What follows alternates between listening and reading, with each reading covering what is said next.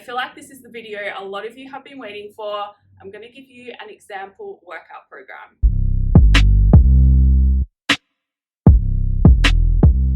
Hello, welcome back to my channel. My name is Jodie and I help you change your beliefs so you can change your body, your health, and your life. So this video, I'm going to give you an example workout program that you can literally follow for around 4, 5, 6 weeks max. I would use it for, because if you stick to the same program for too long, you are going to plateau. The way you keep moving forward in your training is to periodize your programming. And so I want to explain what has gone into this workout rather than just giving it to you, so you start to understand that program design is a lot more than just throwing together some random exercises. So it really is worth investing in a solid training program if you actually want to make some progress from your workouts. In saying that though, it's not just about the program. Obviously you can have a great program and still not make results if you're not executing the exercises properly. And a lot of you think you know what you're doing in the gym, but if you've never had a trainer, if you've never actually been taught how to do these exercises properly, then it's hard to say for sure, but there's a good chance you're not using optimal form to get the most out of your program, because we're not taught how to lunge properly. We're not taught how to squat properly. At least I wasn't in school. I wasn't very sporty though, or athletic. So maybe that's why. But if you've never done a lot of sport in your life, then good chance you don't know what you're doing in the gym, which isn't bad. Like, it's actually really good, because then your body is like primed to make really good progress quite quickly if you do things right from the start. Anyway, so before I get into it, the first thing I want to discuss is the periodization, because this is really important to consider if you are choosing a bunch of workout programs to kind of string together.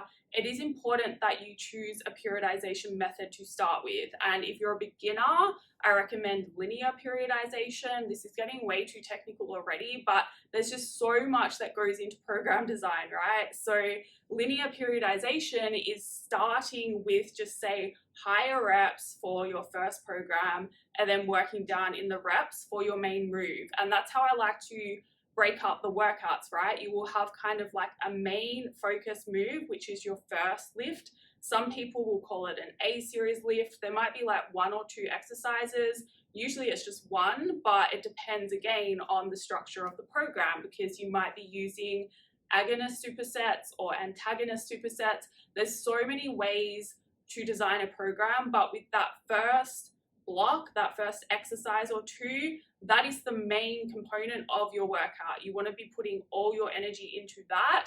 And if you're dead by the end of that, that's perfect. If you can't even do the rest of your workout, like, that's kind of what you want. You don't want to be saving yourself for doing a million exercises or being able to stay in the gym for as long as possible. And that main focus lift, as I call it, that is what you really want to push yourself to make progress on every week. In most cases, that will be pushing up the weight. It could also mean adding reps, or it could mean like improving your form. I feel like I'm gonna forget to say something in this video and look back on it and be like, I should have said this as well. So this video is general and I'm gonna try and include everything, of course. I can't emphasize enough how much actually goes into this. Anyway, so the next thing you wanna consider after periodization is your training split, how many days you're going to be training, and the kind of training method that you're going to be using for that main focus lift. That's where you'll usually use some kind of rep scheme, like a 5x5. That's one of my favorites. Or you might do a wave load, 753,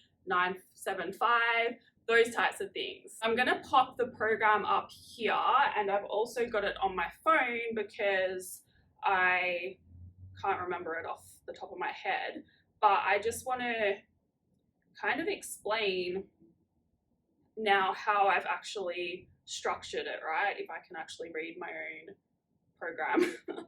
So for ease of making this video and fitting this in, it's not usually how I format my programs, but I just wanted to make it as simple as possible. I've left out the tempo. You do want to make sure you are using tempo in your lifts for optimal results as well. But you will see this program can be done at home or at the gym because I've left out the equipment, right? So the first workout, the main lift is a squat. You want to be thinking about the movement patterns as well, right? Like rather than thinking about the exercises, you want to make sure you're including all the movement patterns. So, and if you do that, you're pretty sure to be using all the muscle groups that you want to be using. And if you want to build muscle and lose body fat, and especially if you are kind of a beginner to training, and when I say beginner, it doesn't mean that you are completely new. You could have been in the gym for years but still be a beginner because you haven't been doing things properly. And that was me. Like I was literally training most of my 20s and just not following my own advice because I didn't know better back then. And I got nowhere and was a beginner when I got to 29 and finally hired my own coach and started making progress. So how I would define a beginner is based on your strength standards, right? So you can look up strength standards for women and see the numbers that you should be able to squat, deadlift, bench, and press. And if you can't do the intermediate numbers based on your body weight, then you're still a beginner. I have chosen a 3-day split. How I like to do 3 days is a lower, upper, and a full body day. And I've chosen a 5x5 rep scheme. So this could be based on a linear periodization. Say the program before was a 4x8 for the main focus lift, and then the program before that was a 3x10. That's how it's like a linear rep scheme.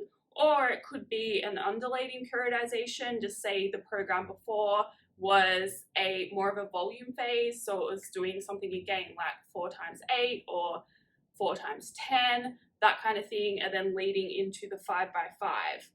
So then you will see I've also included all the movement patterns. So we've got a squat, we've got lunges, we've got press, we've got pull, we've got horizontal pull and vertical pull. So you have to include both.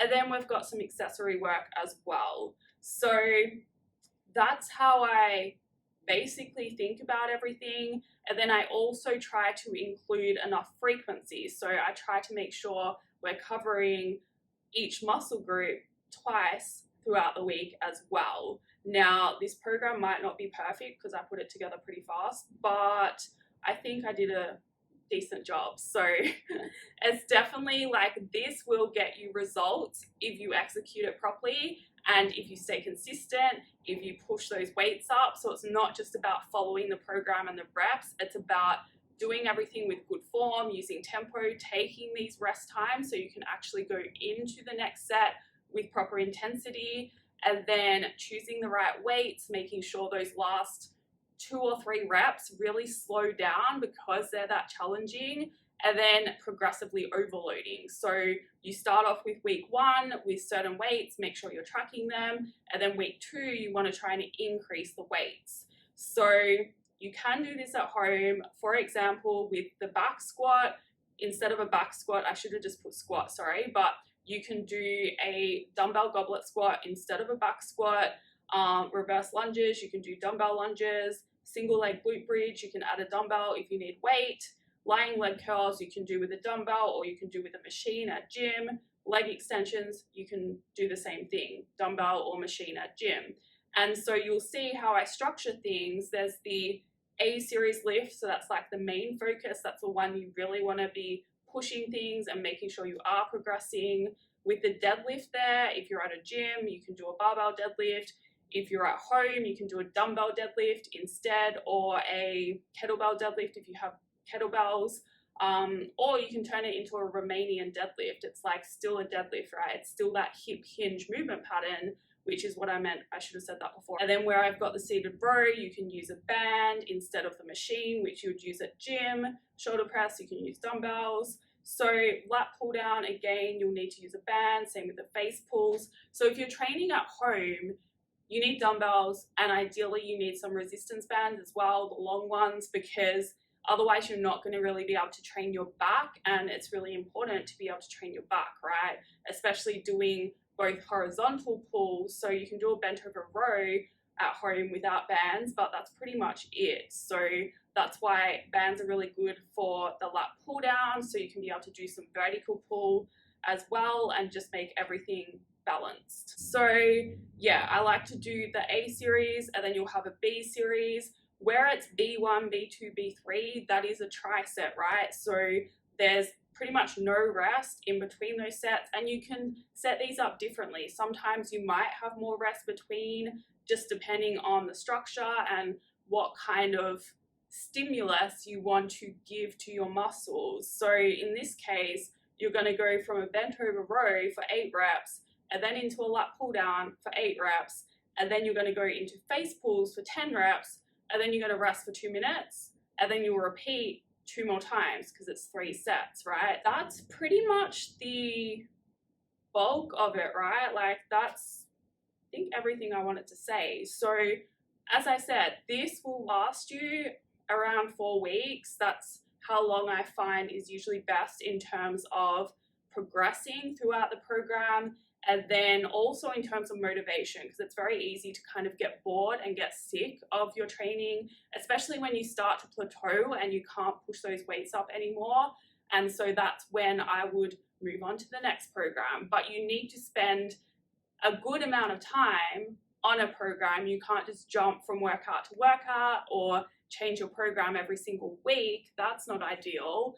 But you don't want to spend forever on it either. Now, the other thing I want to say quickly, it is very, very, very common for clients when they start, they're not eating the right amount of food. And it's also very common that once you train properly or start training properly using intensity, your hunger is going to increase. So even if you start at a certain calorie requirement and that is your maintenance, that might change as you keep training. Yeah, make sure your nutrition is aligned and you are eating enough. You need to look at your progress and then your biofeedback to really understand that.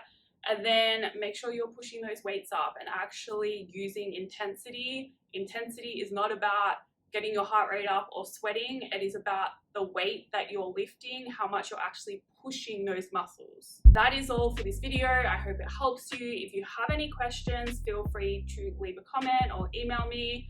If you liked it, please like it. If you'd like to see more, please subscribe.